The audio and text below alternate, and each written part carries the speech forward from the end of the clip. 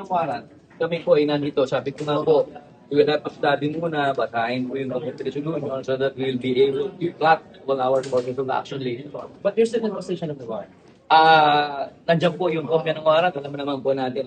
Hindi lang po NBI ang may hawak ng kopya niya.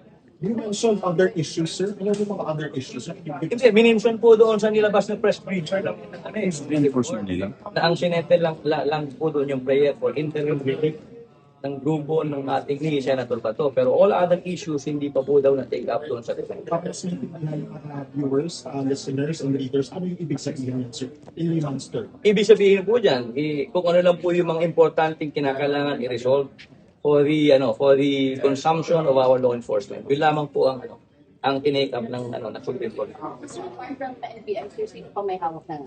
I would presume that may kopya na po siguro ang PNP tsaka PIO. Manhunt. Lang po. Sir, yung mismong pagbasura ng TRO na yan, hindi automatic na mag-trigger ng warrant operation sa NBI.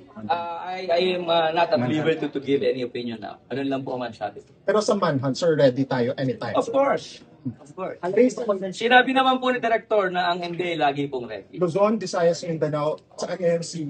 Wala po kami. No comment on that. Pero Sir, you're ready, but No comment on that po. No comment. That's starting now, sir. Do we start now? The manhunt? I cannot comment on that. Sabi ko nga po, the Director will meet the press on the appropriate time. Ang masisiguro ko lang po, other than our day-to-day function, yun pong importanteng mga kaso, patuloy pong sinasabi ni Director na tutukan ng ating NBI para po hindi po tayo matatambakan ng gawa. When are you expecting na ma-receive ang copy ng TRO, sir?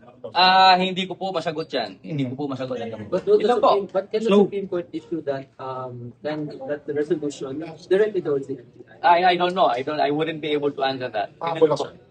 Sige po, ganoon na lang. Thank you very much. Salamat po. sa DOJ.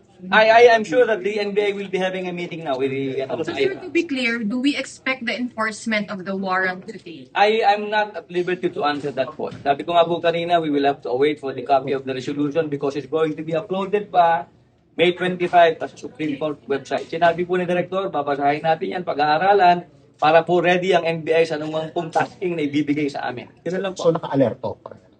Ang NBI po ay palaging naka-alerto para serbisyo ng public. Ganun po. Salamat po sa inyong lahat. Thank you very much.